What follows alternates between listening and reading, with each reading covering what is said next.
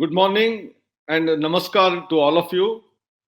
President of LIS Academy, Dr. P.V. Konnur, Vice Chancellor of VTU, Dr. Karisiddappa, all the library professionals, enthusiasts who have attending this particular webinar series. I thank the Academy for inviting me for this monthly series of lectures. I'm given to understand that LIS Academy has been doing a lot of good work, in fact, great work in terms of conducting workshops, seminars for library science professionals, including 6 weekend programs, then monthly series, lots of career counseling workshops. I think this is a phenomenal task for the library professionals that Dr. Konnur and his team is conducting for all these years. The professionals who have joined this particular workshop and also budding librarians and also students of library science, both at bachelor's and master's level who are attending this. I compliment you for taking time off for learning something different during this particular pandemic period, in particular when the new National Education Policy was announced on the 29th of July 2020. I also came to understand that Professor Balram, very well-known scientist and also the director of Indian Institute of Science, Bangalore for a long time, now retired but still not tired, and he had given the first lecture. I'm lucky to have come here as a leadership talk series a second time, and I'm sure whatever little I know, I would like to share, and then based on that, certainly there may be some learning which you will take forward into your professions. There have been often a question which is asked to all of us, especially the professional education takers, that employability is a big issue, whether it is engineering, whether it is pharmacy, architecture, law, or even library science. Of course, in terms of medical science and some other fields, this question is not asked because they are all self sufficient to start their own careers. But in library science, depending on number of institutions that have come up, people often say that how do they get into the profession, how do they get employed. This is one aspect which I'm sure LIS Academy has been continuously addressing and is very, very important. It is not merely entering into the profession, but how do you develop your profession, how do you promote your profession, how do you develop leadership. And essentially this particular domain of knowledge is so significant for everyone that in fact it is like a service. You are providing service. Like in the COVID times, we say that there are corona warriors. It is not just doctors, but the nurses, the policemen, the army people, those who are taking care of them through giving food, all of them are corona warriors. Something similar in the knowledge domain. I think the role that is played by the library and information science professionals is akin to that. They are the warriors for the leadership role that they take in terms of providing knowledge, information, and cater the service, which is so essential for all of us. And that's why you must have your own goal, vision, mission, service to humanity indirectly. And I will touch upon, of course, NEP a little later, but a word about the library itself and the library science. In my opinion, library is like the heart of the institution. Any university, college, it is the heart. And now we have computer centers in every institution. It is like the brain of the college or the university. So these are very significant. The brain and the heart, they work in cohesion with each other. And that's why the entire information or the knowledge is going to be circulated, is being made available through the library, through the use of computer center. Therefore, it is like heart and brain combination. But when I was thinking about these two body parts, I thought about others as well.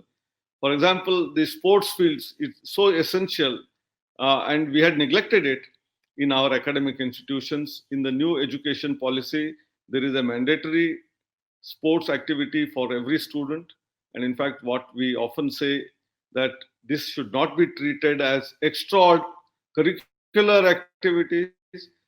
Earlier, we were calling extracurricular. Slowly, we moved on to becoming co-curricular. Now it is part of the curriculum. One can take few credits out of sports field as well. So the sports is like the lungs of the university, of the college, because we get a lot of breathing that takes place, fresh air, and therefore it is the lungs of the university. Then, when we go into the classroom, we learn from the teachers. The classroom lectures are there. There are tutorials. There is learning through the peers, and it is like years of the institution. The laboratory spaces where we do experiential learning. We do actually activity by hand, and that is like eyes. We see them, we observe them, we inculcate them, and that is like a laboratory. And we have the tongue and the taste buds. We have a canteen. We have lots of discussions in the canteen, and that is like the tongue and the taste. And every institution, we have been asking today to have an innovation lab in their institution. So this innovation lab, or the counselors or the incubator, mentor who are there, they all sensitize, they all feel, and that's why it is like skin. Only feels. When you touch a person, you feel that. And that feeling of warmth which comes through the skin and that is touched by the individual, you will get it from the innovation lab, in the incubators, in the counselors meetings, mentors meetings. And every institution has lots of trees, plants, gardens, and we get beautiful smell of the flowers. I think that is the nose of the institution. So I think there are all these body parts which are there in the educational institution, which we draw from the nature, and this is very, very significant and important. And out of all of this, if something does not function, the whole body collapses. That is the heart. And that's why library and the library science has importance of that of the heart. Even a moment it doesn't function, everything collapses.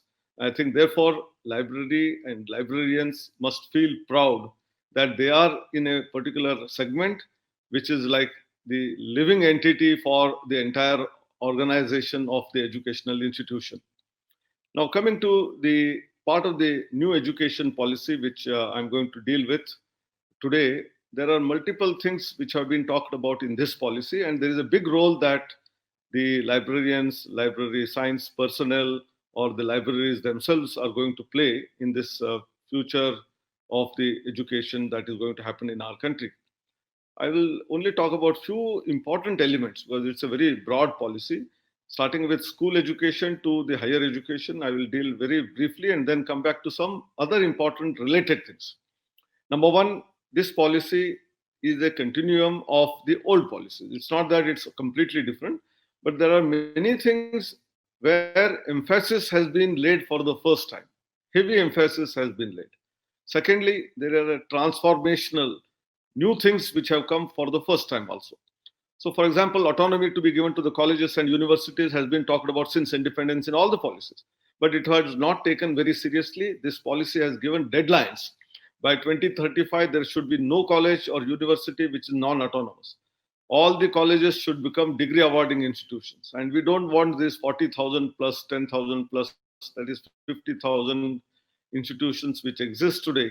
40,000 of them affiliated to different 1,000 odd universities and other 10,000 standalone institutions. How can you combine all of them into a very few, maybe 3,000? And none other than any institution which has less than 3,000 should continue. So the idea is either amalgamation, coalition of several institutions coming together and reducing the number of degree awarding institutions to about 2,500 to 3,000 from 50,000. I think that is one area which is going to be playing a very significant role, and that is where again library will have a role. Well, all these institutions had smaller libraries, and I have some interesting anecdotes which I will tell little later in terms of regulatory framework which used to happen quite often. But leave apart that, but how different libraries of small colleges can come together and work together in a collaborative mode, giving information, giving knowledge to our students or teachers. I think that is researchers. That is one area which we may have to address in this. Then this particular policy also plays or pays a lot of emphasis on the teaching learning in the mother tongue of the students. This is very, very important because we gave lip sympathy to mother tongue teaching learning all along, but this time it is said that up to the first 5 years plus 3 years. That means current, what we call it as fifth standard, or in the new policy, when you start the education at the age of 3, the first 5 years, which are the foundational years, and the subsequent 3 years, also little more foundational years, all of that has to be in the mother tongue, so that a child, when from the home he or she comes into the schooling system, it is a natural continuum, and rather than an abrupt change, that at home he speaks Kannada or Tamil, and suddenly when he comes into the school it is all English or Hindi. I think that shock should not be there to the children, and that's why as they enter into the schooling system, they can learn that three language formula, multiple languages. How can they learn them? I think this has to be learned through way of stories, games, plays, rather than by writing and reading those scripts and making tension amongst the students. I think this is a very fundamental change, and therefore library has a role here. How, what kind of toys, what kind of books? See, we are all thinking that library means only the books or the journals, but how even probably educational tools will become part of the library, and thereby students will get issued some tool, that means some toy, and then play with it, understand that, and that is what is going to be a beginning right in the school time itself. From the school to the high school to the college, there are several things which are likely to happen. Then after the present sixth standard, that means what I said, 5 plus 3 years of education from the year age 3 to age 11, when they get into the sort of presently what we call probably secondary or whatever, that phase is the one where a lot of skill development, vocational education is going to happen. And when we say vocational, it is now little beyond the toys, and we may have to have different types of tools, equipment, where they, similar to the toys, they go ahead with that. I remember in our childhood, we used to play a game called Meccano. There were lots of items, and we used to connect them, join them, railway track or signaling. All of that, we used to do it using certain screws, spanners, and some metal elements, and all of that stuff. So I think that is where skilling starts.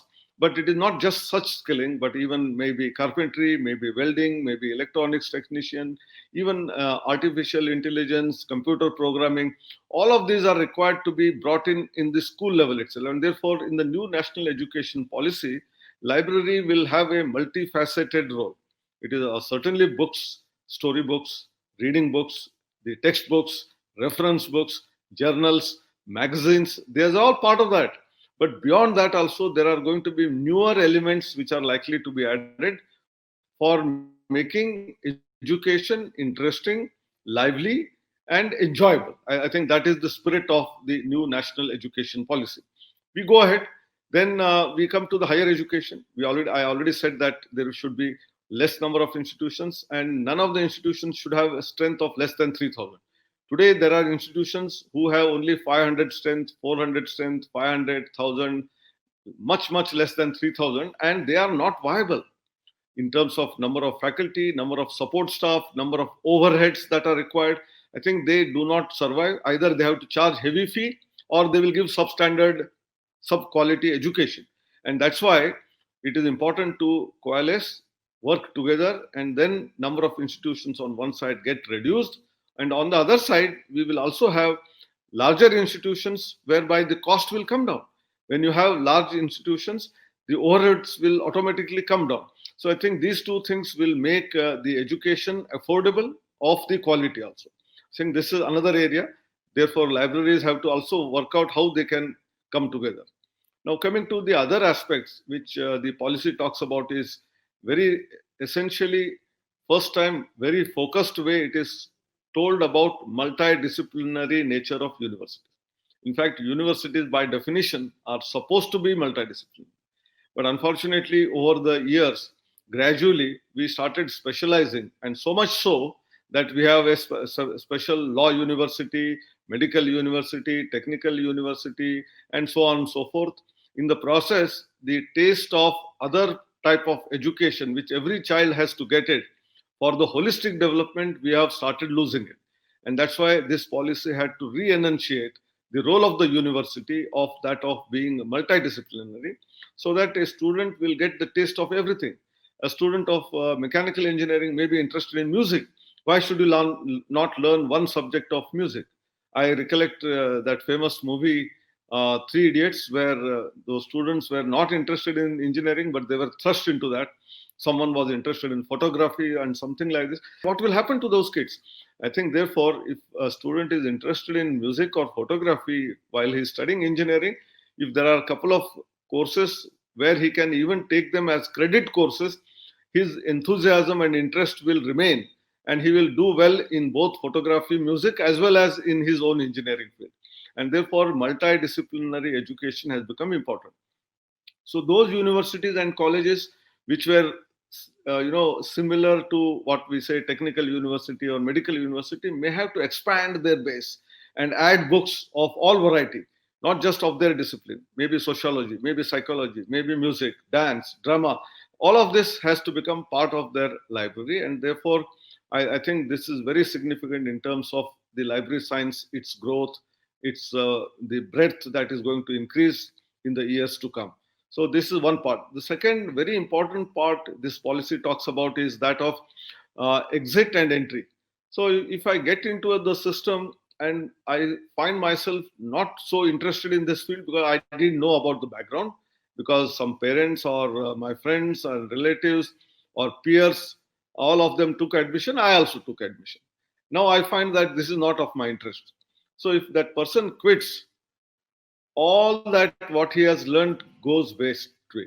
So the new policy allows him to take with some certificate, or if he has spent a little more time, a diploma, and go out with those credits. Not only that, there is a talk about academic bank of credits.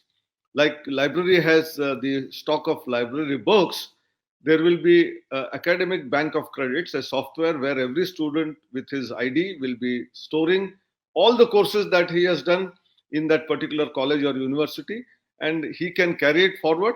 Either he can go to another institution of a different discipline, use this wherever how much is required to be used out of that, or he can come back to that institution sometime later and again restart from where he had left. Rather than today, if someone leaves the institution, there are rules that after 5 years, if it is a 3-year program, if a student has not completed, he has to quit and he has to restart from the first year. So this policy allows multiple times exit and entry. And this will facilitate many a times students who have great difficulty. Maybe there are family problems, someone's income has suddenly reduced, there is a death in the family, there is an accident. So a child suddenly has to lose that particular education and go out. Maybe he has to do or she has to do a job for some time. And if that person wants to come back, there is no provision today. So this provision is also given in this particular policy. And therefore, this policy tries to create an ambience which is useful, good for every citizen of the country. So that education is not a burden. Education should be felt as empowering. Education should be felt as the joyful one. I think that is what this talks about. And the library, as I said, has a role. Well, if a student comes to the library and he does not get what he is requiring to get or he is looking for, then he gets disturbed. So this service which the library resource persons are providing to our students is going to be very, very elaborate and very, very focused in the new policy. There are many other aspects. I will touch some of them again. What we call STEM education is also being expanded to call it as STEAM education.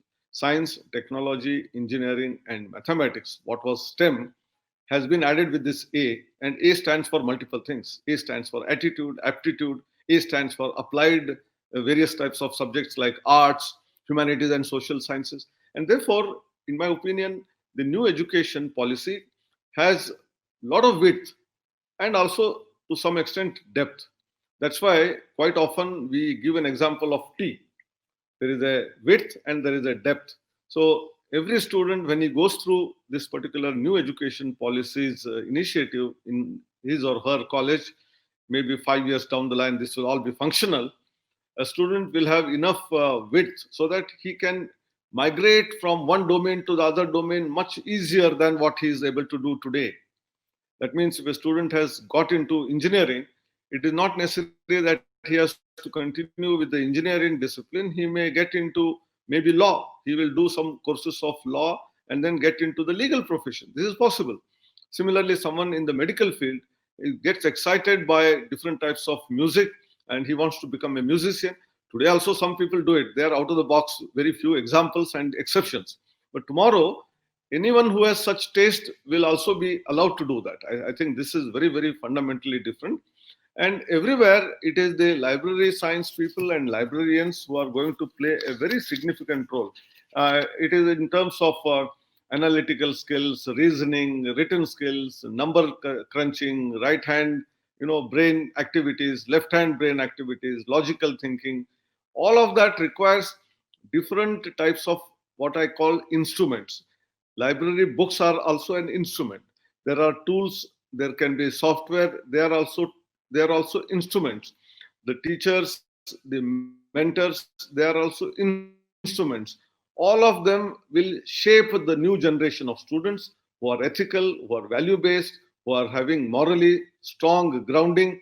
All of that will come through variety of innovative ways, creative ways, holistic ways, intuition based ways, 3D form learning ways. And that's why this new policy has elements where we will understand little later after 1 or 2, 3 years of cycles of learning. There may be some mistakes that we may likely to do, but in the process, there are many variety of new skills which everyone has to acquire: students, faculty, and even library science professionals. And that is where I will come back to that later. Little bit history. We often say that this library science has all come from the West. I was just looking into history, whether it is Bavarian library system based on nature-oriented elements, or Schrodinger's alphabetical order system, or Columbia University in 1887 Melville Dewey system. We all know the classification which is done is on the Dewey Decimal classification. Either it is in the form of the subject indexes which are there. But when we are talking about multidisciplinary, a book may be having elements which are cross between, say, I'm talking about within engineering, mechanical engineering and electronics. For example, mechatronics. Now, where should that book go? Whether it should be in mechanical engineering or in electronics. There could be subjects where artificial intelligence or Internet of Things is there, where even sociology and engineering may be coming together. Maybe psychology and engineering is coming together. There are subjects where biology and engineering is coming together, where there is psychology and biology is coming together. In medical science, there is a lot of things where the doctors may have to treat based on the psychology of the patient. Therefore, there are all variety of transdisciplinary areas, and there could be books, journals of this nature. So where do they get located? I think, therefore, a new way of thinking, new way of looking at all of this is likely to emerge much more than what it exists.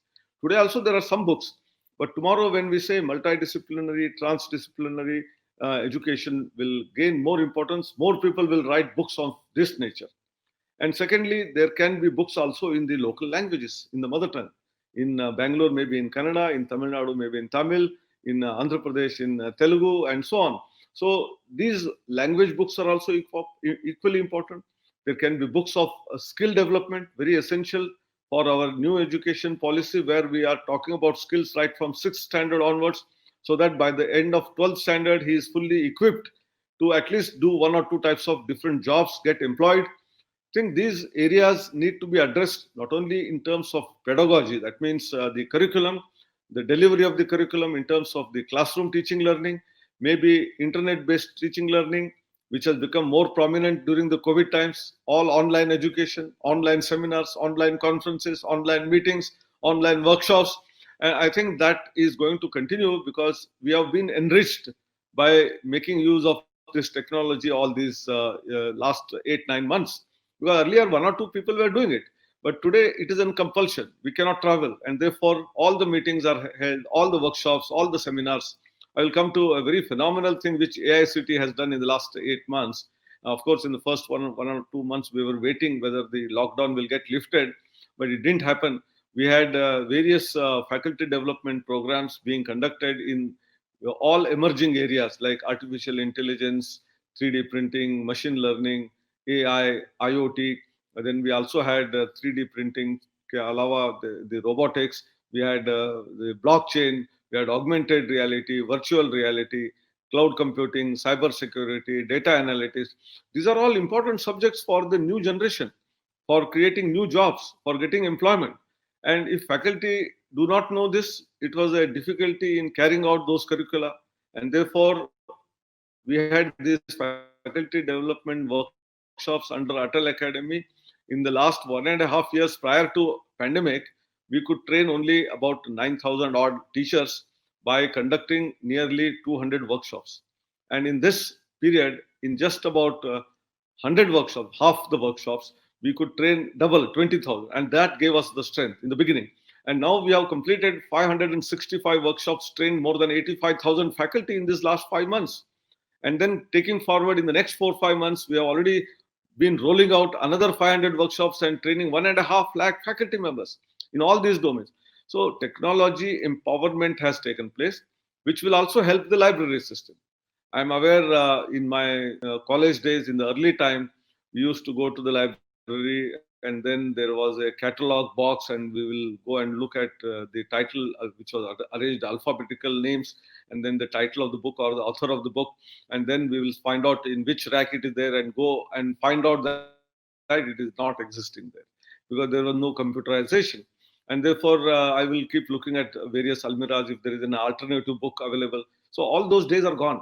And I also remember some funny elements in the library, that the rules used to be there that you can issue a book for only 15 days.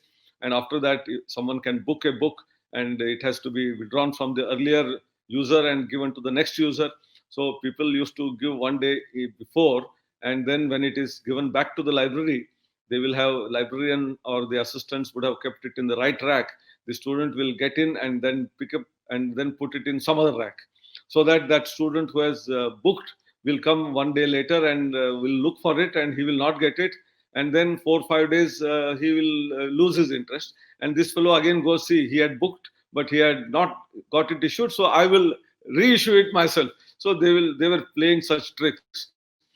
Today, with the help of technology, this is not possible. You can scan the entire library using RFID scanners, and then find out where the book is located, wrongly located. Cameras are there. People cannot have any mischief of this nature.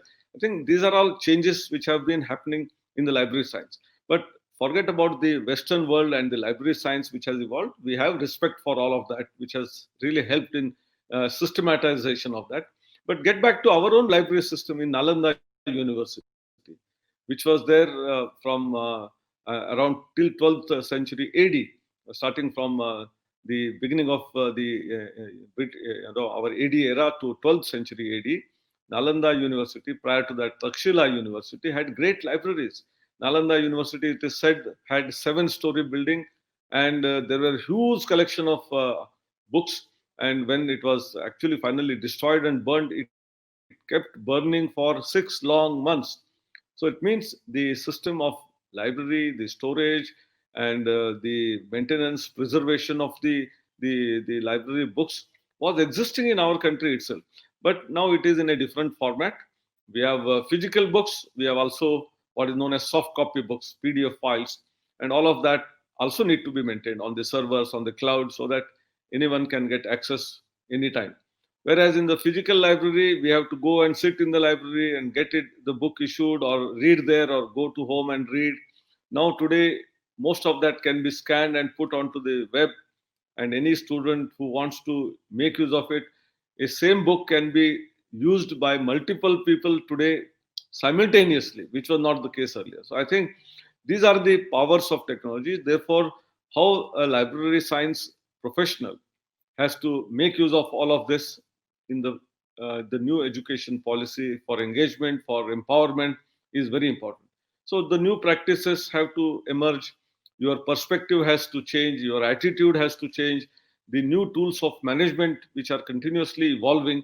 We all know in the last 30, 40 years, we are all used to computerization, and therefore softwares like Lipsys, or open source software like Koha, and then there are other 7, 8 software. I don't remember the names, but all of them are under use by different libraries depending on their capacity.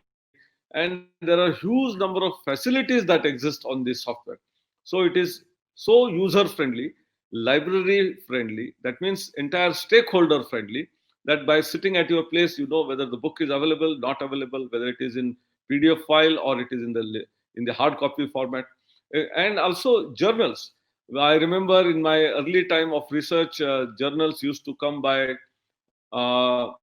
mostly by ship, and after the journal was published, sometimes it used to take 4 to 5 months for the journal to be shipped and come to Indian shores and then into the libraries. Of course, some important journals were coming by air, so they were coming within 8-10 days. But otherwise, most other less important journals, no one would spend so much money on the air. Therefore, they were all coming by ship also. So from that era to instantaneously making available that resource today on the laptop, on the computer, on the mobile phone, smartphone, and you can read it while traveling. Think what a phenomenal change that has happened, whether it is books or journals for empowering our research. So the role of librarian is how a user, a professional will have to use that, and then how you empower them. I think this is where library science personnel, information science personnel have a duty to learn new techniques, new things which are happening, and pass it on to not only your students but also to all other students, because as I said, you are the heart of the educational institution. So it has to pump blood continuously to keep the other elements survive. And that is why the catalog or the software ellipsis, how to use it by you and your students and faculty members. Quite often you may have to conduct workshops for making them aware of all of that. And then there is earlier we used to have inter-library collaboration for book transfers. So each library used to issue some cards to another institution library, and some of those people who are interested would be issued that card. They will go physically travel and collect that. Today, if you have a PDF file, or you can scan a document and that is submitted, transmitted to another institution so easily, directly to the user. Forget about the librarian itself. We have National Digital Library established in IIT Kharagpur, huge resource.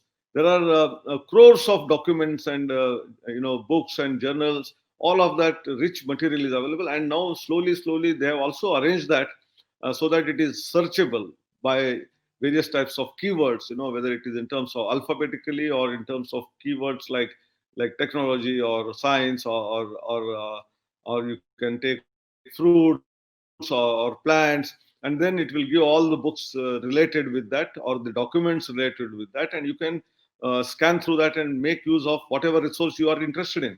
I think all of that, yeah, of course we have in Ahmedabad the InflibNet, which is also empowering, and you from this Academy of LIS are also supporting in terms of education, in terms of various types of resources that are being produced. So I think in terms of new national education policy, for which I was asked to talk about, there are elements for the library science professionals to proactively approach the educational institutions in different manner.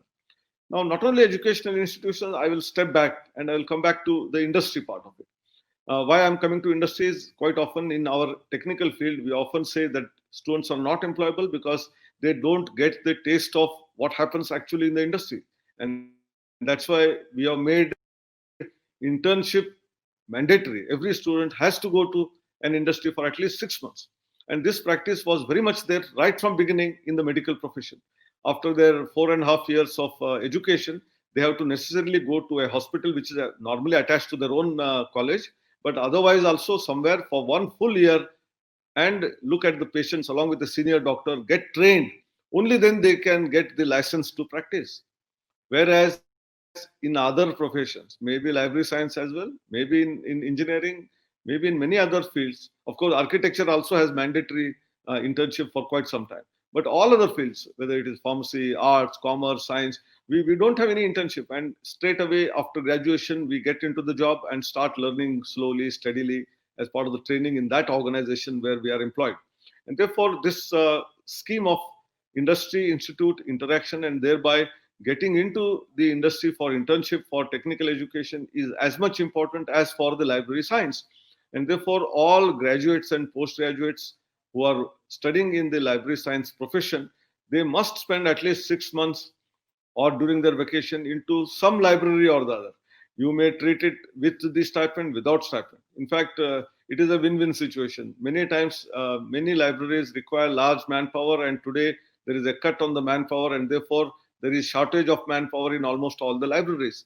So a person can be employed sort of as an intern with a stipend which is much smaller than the actual salary, and a student gets a exposure, real life learning in the library, and then he can become an employable graduate and then get into any of the libraries. So internship is important even for the library science like us. And therefore, when I am referring now to industry, every industry must have a resource and library, and that is very important. Big companies, all of them have an excellent library. Some of those libraries of big companies like maybe TCS, maybe the Tata Motors, maybe Infosys, maybe the Maruti Udyog, are better than many educational institutions, because they often get the latest journals in the field so that they can implement some of that research which is happening today in the Western world directly into their industry. And therefore, they would like to have this resource at their disposal. So industries also have libraries. Large scale industries certainly have. Medium scale industries probably are having few of them do not. But when it comes to very small and the startups, they don't have this access. So how we can create a collaborative environment and design a new set of libraries where, like common service center, where small startups, etc., get whatever machine they want to use for a particular product. They don't have that wherewithal to buy that equipment or that machine, which is costing crores of rupees. But there are common service centers, common machine centers, where there are hundreds of machines and there are employees who will run it for you. And then you pay a small fee, go and get that service. So similarly, maybe library service may be required to be offered to small startups so that their knowledge base continuously gets upgraded. They will start doing something new, which will be innovative, which will be useful for creating new products, and the economy also gets developed in the process. So I think in the new national education policy, the industry internship is also given a lot of priority, and that also we must make use of as part of the library science, and for supporting such kind of initiatives like startups and entrepreneurial ventures. So, in nutshell, the policy has breathtaking new initiatives which are completely transformative, out of the box, game changing, and therefore it is not just all the educationists in India have appreciated, right from Kutch to the Kohima, that is from the extreme west to extreme east, Kohima in Nagaland, and from Kashmir to Kanyakumari, K to K and K to K. Uh, Everyone has appreciated this policy because there is everything for everyone, and not just in India. Many countries have started looking at it. Even the advanced countries, they are saying that we also did not think of so much reform in education as your committee has thought of. And I thank Dr. Kasturi Rangan, who also comes from Bangalore, for giving this policy to the nation. The Kasturi Rangan committee, along with all the people who worked for it, and then the ministry adopted it. And this was the one where huge consultations happened, right from panchayat level. That means at the local 2.5 lakh panchayats to the prime minister, panchayat to prime minister. Everyone was associated. Therefore, it is accepted by everyone. Now is the task of implementation. And whatever I spoke for about last half an hour or so is all about how we can really make use of the content that is there in the policy into action. So unless there is action, there is no use of good policy. A good policy keeping in the rack or keeping in the form of circulars and sending to everyone has no meaning. Prime Minister very focused way said, policy तो अच्छी है, लेकिन जब तक implementation नहीं होगा उसका कोई नतीजा नहीं आएगा तो अच्छा नहीं है. तो I think therefore making strategy for implementation, having our commitment for that, and then reviewing that from time to time. If you do that in the next 10 to 15 years, our library science professionals by helping the educational institutions, will create new Nalandas and Takshilas in this country. Thank you very much. Namaskar ji.